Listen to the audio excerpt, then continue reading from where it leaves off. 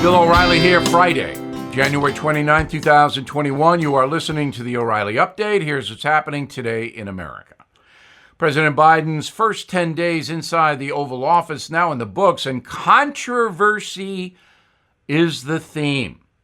The new president spending the week signing a series of executive orders, most intended to undo policies implemented by Donald Trump.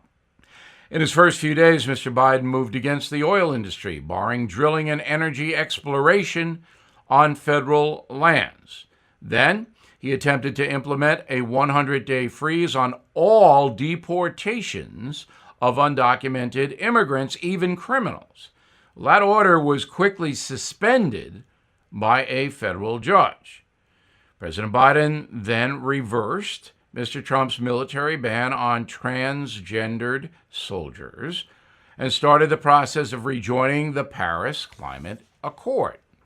He also focused on the country's fight against COVID, Mr. Biden promising 300 million vaccines by the end of summer, telling reporters there's, quote, nothing we can do to change the trajectory of the disease in the next several months, unquote.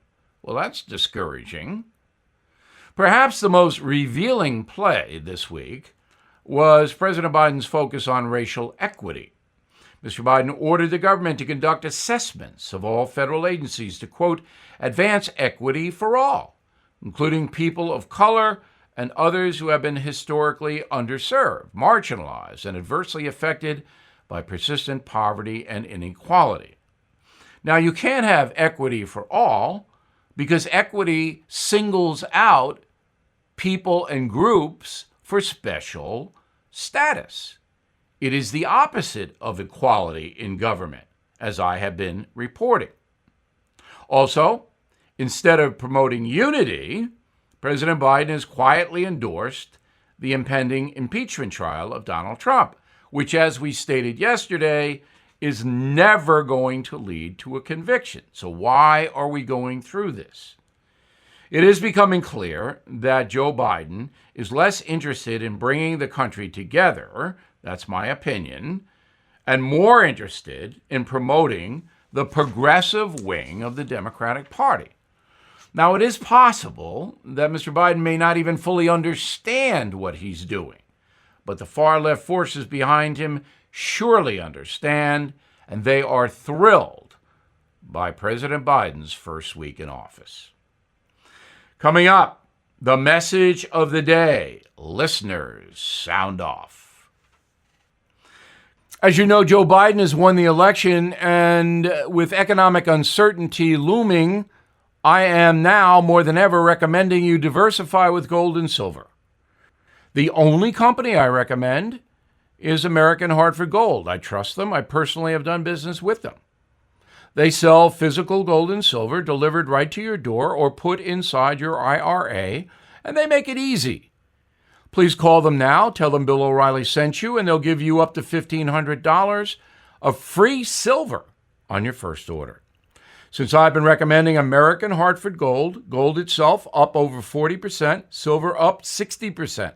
So don't wait, call them now, 877-444-GOLD, 877-444-GOLD, GOLD, or text GOLD to 65532. Again, that's 877-444-GOLD, or text GOLD to 65532. Time now for the O'Reilly Update message of the day. Listeners, sound off. We do this every Friday here on the O'Reilly Update. You can reach me, Bill at BillO'Reilly.com, Bill at BillO'Reilly.com, name and town if you wish to opine. First letter comes from Sandra in Hector, Minnesota. After a federal judge blocked President Biden's executive order on deportation, why can that not be done for the pipeline? Good question, Sandra. It's law versus commerce. So it's federal policy under immigration law to deport people for various offenses when they come to the USA illegally. Joe Biden didn't change the law. He just put a blockage on it for 30 days. But a judge immediately said, you don't have the right to do that because a president can't change laws. On the pipeline, the XL pipeline, that goes across state lines and is on some federal territory. That means the President of the United States is in charge, and he can stop the use of the pipeline.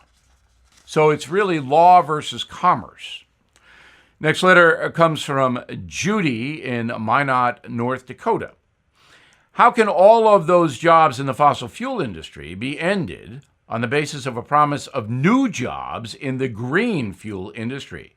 Should they wait to end fossil fuel dependency until after the green jobs are created? Yes, they should, Judy. But that wouldn't be politically correct because the progressives want climate change to be defeated now. So thousands of Americans will lose their jobs. Michael is in Selma, Alabama. Could you give me some examples, Bill, what some green jobs are going to look like? Well, I guess you'll have solar heating panels being manufactured and installed. You got wind. I don't know if they're making the windmills someplace. I think they are because some of them are already in use. But there's no way these jobs are going to be quickly up and running. It's just not going to happen. Howard is in Sun City, Florida. Bill, the equity plan as presented by President Biden is an executive action, not an executive order. Please explain. An executive action is a general thing. We're going to look at income inequality or something like that. An executive order is you better do this and do it now. That is the difference. Okay, next letter is from B-E-A, in Tacoma, Washington, a city which is having some trouble with the far-left loons. Bill, do you believe President Biden is actually writing all these executive orders and actions? B, I don't. And that is not a condescending statement. Presidents don't write executive orders. Their legal people write them, the counsels, the lawyers. But the president has to sign off, and surely Mr. Biden wants a Green New Deal to the tune of $2 trillion. That's what he has told America we're going to spend on that. And we are going to pay for it, B. Higher taxes coming fast. I'm Bill O'Reilly, and I approve that message by actually putting it together. In a moment, something you might not know. Investors, are you seeking steady cash flow, ready to diversify? Have you considered a proven real estate investment fund? NRIA is one of the nation's leading realty specialists and offers 10% annualized monthly payouts, with bonuses targeted to 21%. That's right, you could receive steady 10% return monthly payments with bonuses.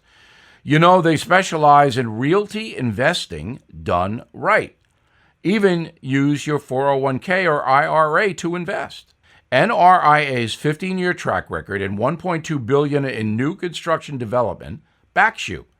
So learn how you can invest in this hard asset real estate cash flow fund today and receive 10% annualized monthly payouts with bonuses.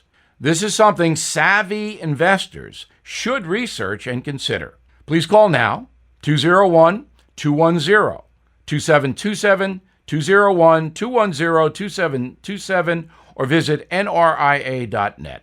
An offer to buy or sell any security is only made by the NRIA Private Placement Memorandum. National is a real estate development firm. See us at nria.net. Now, the O'Reilly Update brings you something you might not know. The United States is home to some of the most diverse landscapes found anywhere on the planet. Mountains, deserts, plains, rainforests, glaciers. The USA actually contains 26 different climate types within our borders. But one of the Earth's rarest ecosystems only exists in South Florida, the Everglades. The tropical wetland that comprises the Everglades is 8,000 square miles, featuring slow-moving rivers, marshes, floodplains, and even palm-covered beaches.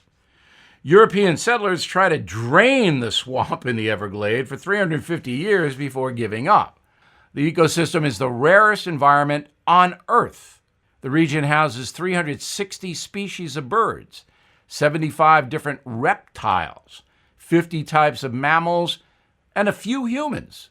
The swamp is home to about 9,000 people, most living in elevated houses to avoid daily floods and dangerous creatures. Watch out!